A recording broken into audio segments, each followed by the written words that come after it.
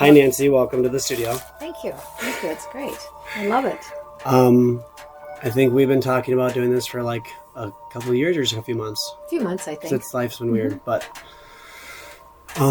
yeah. So thanks for coming over. And I had you as a 5th grade teacher at St. Francis Xavier. And one of my favorite things about you was that you were so fun and you read The Hobbit to us, and that's what got me into my Lord of the Rings interest, which has never ended really. And evidenced by the and I have my 2 tattoos. Elvish on your legs. So I can breathe and eat my cookie. What got you into teaching? All to right. be such a cool, fun lady. All right. You want a cookie? No, thank you. I'm fine, thanks. I guess I grew up knowing I wanted to be a teacher because we played school when I was a kid, and I was the oldest of 4, so I was the teacher because you know, when you're the oldest, you get to decide all that. And I just remember playing school in my house with my siblings when they were little, and I knew I wanted to be a teacher. And later I realized, I have to go to college, don't I? And I was the first one in my family to go to college, Richfield High School in Richfield. Minneapolis area? Yes, Minneapolis area. Was that a big high school? It was we had the biggest graduating class in the state. Not then? No, not really. No, it was a first ring suburb of Minneapolis, and yeah. Okay. So then where did you go to college? I went to Normandale first. Where's that? It's in Bloomington. Oh. It's a community college. Small and right. Lower costing. Right, exactly, because you could live at home, you could drive there. So I did that for 2 years. I went up to St. Cloud State for 2 quarters, but that wasn't, I don't know. It was okay up there. I met some friends, but that wasn't for me. So I came back and I ended up going to St. Catherine's in St. Paul. How long were you at the first place? Normandale? Yeah. 2 years. 2 years. Or a little over 2, like a year and a half, I think, something like that. And then I started dating my later husband, Joe, and he was going to St. John's, and so, I didn't think I could be away. So I moved up to St. John's and St. Kate's. What's the combo? Oh, it's St. Benedict's and St. John's. Those are up in Collegeville. And then St. Kate's is a boy and girl one, right? Yeah, St. Ben's and St. John's are female and male colleges. And then in the cities, in St. Paul, St. Thomas was a men's college, and then St. Kate's was the girls' college in St. Paul. And then, so how long were you there for? I think I was at St. Kate's for 2 years, and I finished my degree. And then I went back another year to do my teaching degree. Because, sometimes you can graduate, you have enough credits to graduate on your major, but you don't have your teaching degree. So I had to go back and get those credits. So I did that. But did you jump into student teaching? I did, yes. I did my student teaching at North High in North Minneapolis, which was diverse. Okay. So that was interesting. And that's like one school year or a half a school year? How long did you do that for? It was about a half year, yeah. About a semester's worth. And it was a high school? It was a high school. Yeah, it was very intimidating for me. I like elementary kids the most. They just match my energy the easiest. Yeah, definitely. I act like a dingus in front of the older kids. They're like, what is this guy's deal? Yeah. So I just have to slow down. But it's easy to go fast with kids because they're just like, throw me. They're so fun.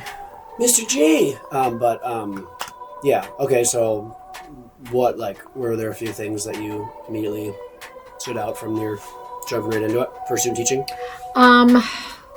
It was hard. I think Did it scare you a little bit? Oh yes, yeah. It was very intimidating, and I didn't. I never felt prepared, even if you had your script and you're reading and you're trying to, do everything. You have it all prepared, and then you get up in front of these kids and you just start going,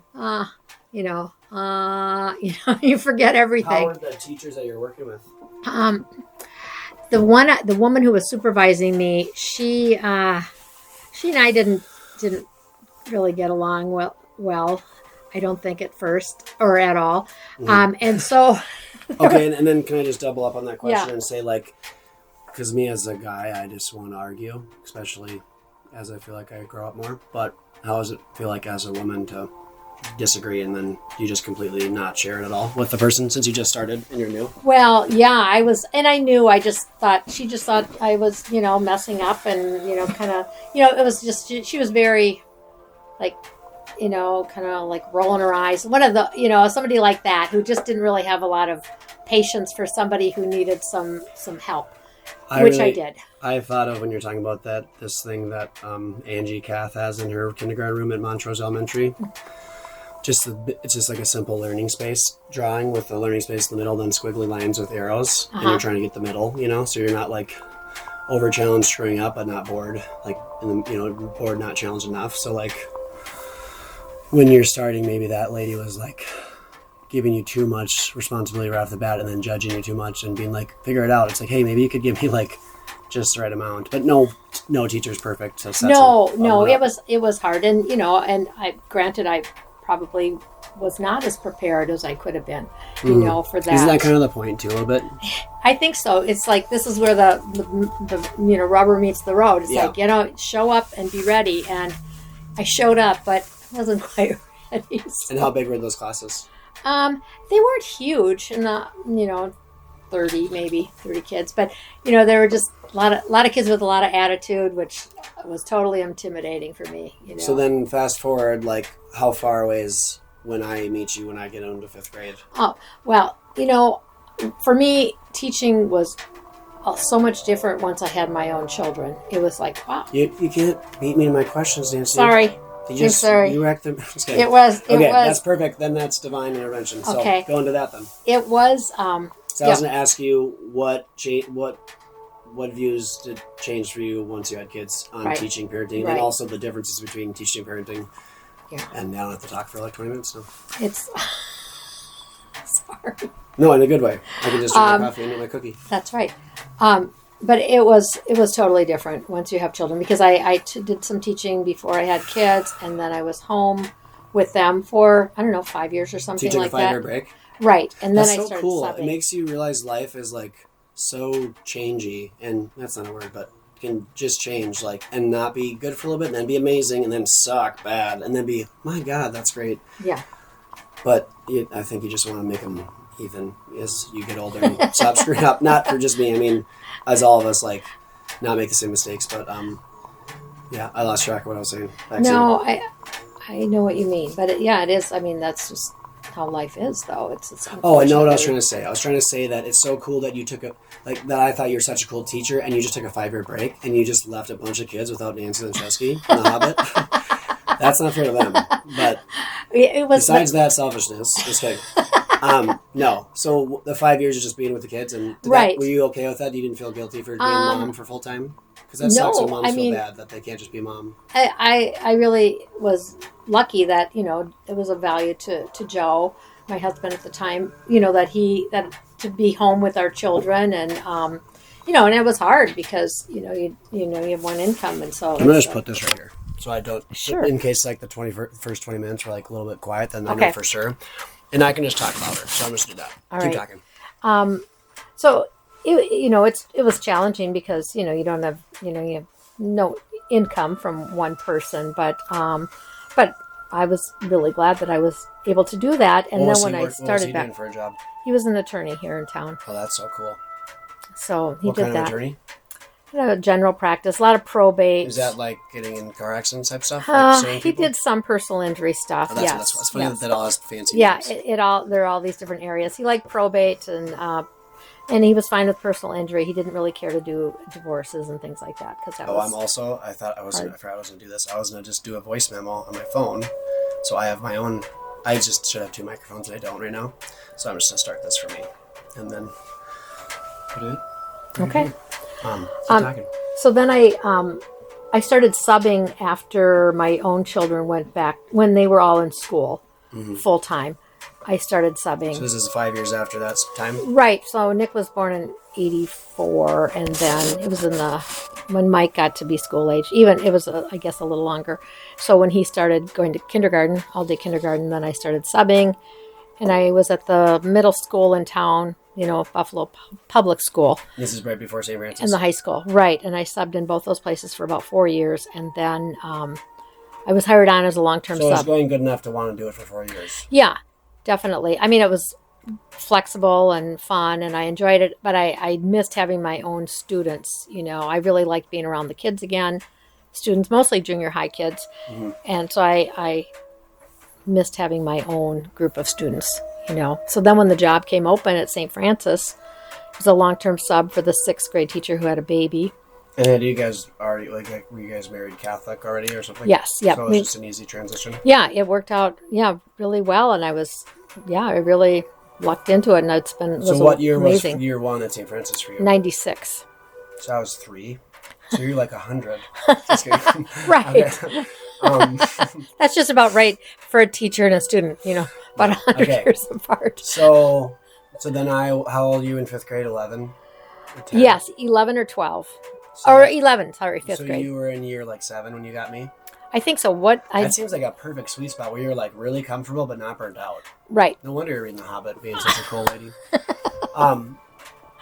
What part of the year did you do that? Was that just right at the beginning? I don't my memory was, and wasn't 9/11 that year too? Okay, I was trying to remember what year you were my student. When that happened. So that was 2001. Well, I feel like I have a memory of remembering 9/11 and then you reading The Hobbit and then getting detention for beating up some 4th graders and having to wipe toilets. And JD and Sam got to clean books together. And I'm in this like the legitimate haunted Catholic basement where you hear like. That was a scary basement. Yeah. I used to go to work on Sundays. Sometimes I would go into the school because we all had keys so we could go in.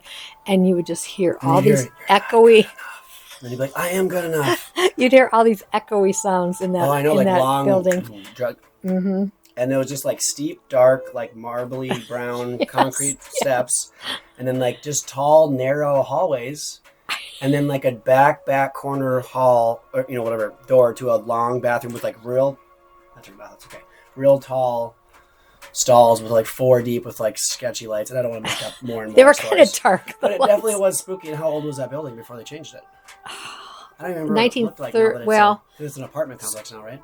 No, they tore it down. The school was built in 37, I think. But 1937. Now it's an elderly home in front of the fireman place? Right. It's just apartments for, low income maybe. I don't know. But it's all apartment buildings, and the whole thing was torn down, which was too bad because it was such a Well, I was just thinking, school. It's not totally related, but as far as like this barn, like I was asking my uncle about how much it would cost, or asked somebody to come out and look at it, and he's like, well, you should just build a new barn because you guys should have worked on it like 30 years ago, which makes sense. But it's like, well, let's just keep this, and when it falls over, I'll just stop it. And we'll just build one like right over there, Yeah. or up on the top of that, that big green patch right there. Like that should have something. Nice barn. But anyways, so maybe we can still fast forward again to that time. Yeah, maybe like an unnecessary specific, but like what time of the year did we read The Hobbit? And do you remember? I don't. It would have been at the beginning of either the beginning of the school year or like right after Christmas. And did we do it in the middle of the day, or did we do it throughout the day? I think we had reading class. Generally, reading and math were always in the morning, so probably in the morning. Oh, wait, backtrack. How old were you when you first saw Lord of the Rings, or saw just Tolkien, or any like part of it, and how much was it interesting? And well, plus you're a girl, so you can't like it. Sorry. But, no, it was funny because I did not read it as a child, ever. Because I did, but I had to see the movie first. Yes, me too. So my, I think Joe, he liked The Hobbit, and then his sister Anne, she's like, oh, I reread The Hobbit every year. I'm like, because it's such a perfect length. The Hobbit. So I thought, that's because I wanted to read a novel with the students, and I wanted to classics. This as like a gag, but a real gift. Sure. Okay. Ooh, 2 towers. I wanted something that was a classic. I have too many copies. Do you? You probably do too. I do. I've been giving them away, so No, we'll do this trade. Okay. Yeah. I knew it was, a classic. I have never read that. This is about racism, right? I believe so. Yeah, I should read it. I know. Okay, I'm not gonna do half time. Okay, so, and we read it like what, once a day or something. Okay, but you were talking about how you got into it. But yeah, and so it was a favorite of Joe's and his sister. And I think when I saw the first Lord of the Rings, The Fellowship, and what did that come out in 2000? 2001. Okay, I saw that, and so then I was like, they were working on it like 1999 to like 2003. Yeah, it was just like 4 years straight. And so I knew, I couldn't start with that. I had to go to the beginning because, you got to start at the beginning. So then we had to read The Hobbit.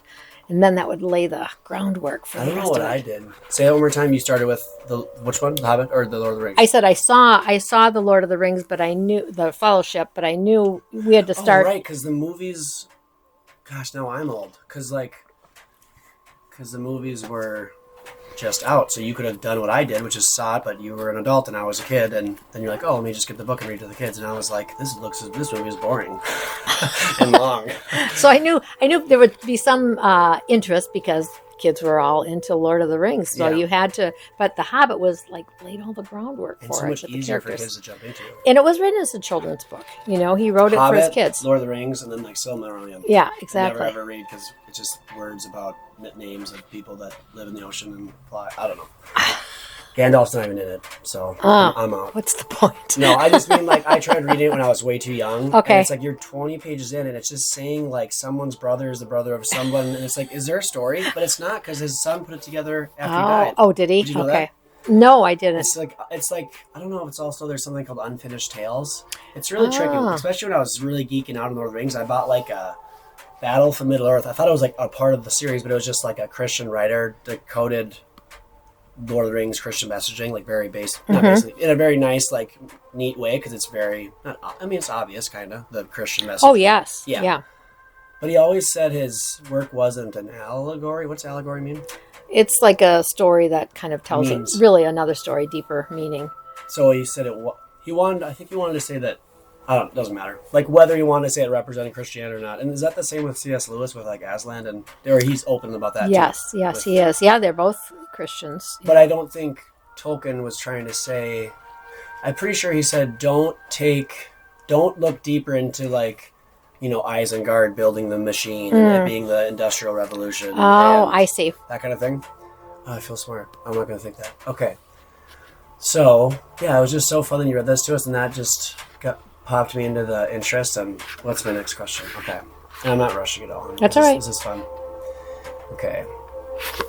Oh, I think we could talk way more about, I don't think even, unless I just am bad at listening. Did you say the difference between, what the big change and difference between parenting and teaching was after you had kids? I guess, you just have this, all of, yes, exactly. I mean, and all of those, pardon? And maybe patience. Yes, and all of these children have parents who feel like that about them the same way I felt about my kids. And it was just like, you just see how, and I just care about all my students so much that, I want the best for them. And, you just kind of are looking out for them. And, you just know how important teachers can be in a kid's life and how they can help shape them too.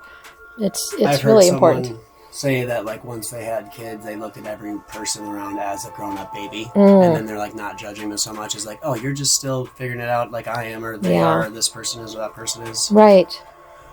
But so I guess I didn't expect something like, well, actually, I did these 4 different things, but no, it makes sense, and I feel, I don't know, I feel like working at a school, you get really used to just being like fatherly towards so many people that it's become so natural, and it does feel like a gift where you're not really doing it. It's just like your intuition is taking over, and then the kids are laughing, and then they're running, and then they're chasing you, and they're running, and then one of them is screaming at you, and you say, "Can you hold on a second?" And then they start crying, and then you feel horrible. And then that happens twice a week, and you're like, "I'm the worst." But yeah, I guess my point was like, I mean, I'm sure I want to have kids, but like, if I didn't, I'm sure I think I would have about, I don't know, I'm not going to say like a real, like, based off the kids that I've seen this year, like, maybe I'll know 200 adults when I'm 60 that want to say hi. Yeah. When I'm living at the farm still. Right. Making $2 a month on a podcast. No. But like, seriously, like, I don't expect them all to remember me, but I'm pretty sure I made an impact on them. Yeah. They're going to remember the big, goofy, fun-loving guy. Right. But yeah, so like, as far as I can't say anything's changed for me because I haven't had kids, but just practicing being uncle with being an uncle and a teacher, and I get the easier responsibility where you only get them for like 2 hours, not all day. Or if I'm with them all day, I'm just a support staff. I'm not leading the class. I know there's a huge difference. Like I gotta just chill and be silly, right? And try not to fight with them annoying pairs that I don't like. But that's just kidding. Cut that one out. No. Yeah. No. Do I have any other questions? Because I'm really happy with what we talked about. I don't know how long we've gone. How do you feel? Good. You're not like burnt out? No. Okay. We should definitely just do more and not worry about how long they are. Whether it's like sure. we have like, maybe there's 2 months from now where we have like 45 minutes, and there's 4 months from then where we have 2 hours, Okay. Okay. Difference between teaching and parenting, did that. Well, and you don't have to get personal or anything, but as far as like life events that have changed your teaching and parenting, if you don't want to. Okay, all-time favorite books besides our Lord of the Rings discussion. Wow. And I probably won't know anything about them, so if you can go into as much detail about them, and I will pretend, except I will be interested. Well, I did just finish a book, and it was the best book I read this year, Oh, that's and great. probably last year. I was telling your mom about it. It's called Demon Copperhead by, That's a weird name. I know, Barbara Kingsolver, and it's based off of David Copperfield by Charles Dickens. I don't know. I know the name, but I don't know. Right, and Charles Dickens wrote this novel. He wrote many novels about orphaned boys, mainly, who go through this very tumultuous life and very difficult circumstances, and people are What year of life? mean to them. What year in the world, or what year? So the book Demon Set. Copperhead is set in the 80s, I think.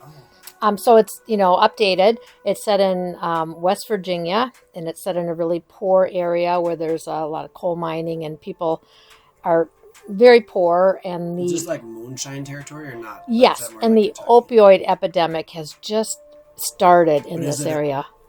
How? Oh, because it's like basic drugs for. Well, I'm not sure. Well, the Sackler industry, or the Sacklers, I guess, the people who made the opioids kind of designated like targeted areas to. They would get addicted and. Exactly, and so they picked, communities like coal communities, because people would get hurt and on the job, and they would need these drugs, to kill the pain, and so a lot of people got addicted. See, like where I would be. Very good.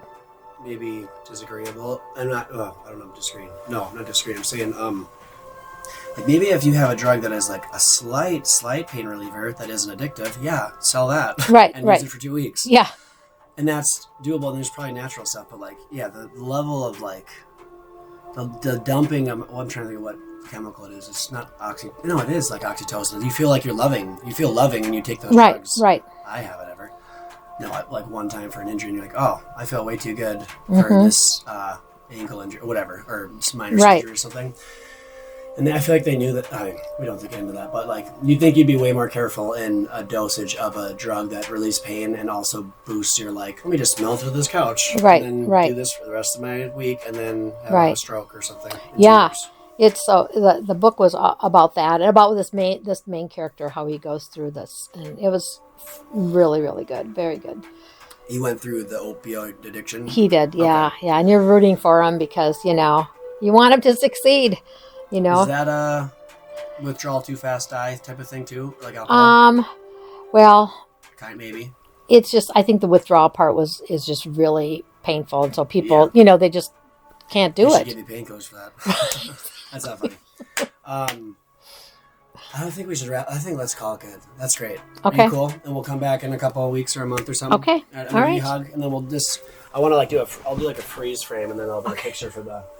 I won't. We'll do a picture outside or something. Okay. Okay. Cool. All right, Thanks, sounds Nancy. good. That was Thank so fun. you.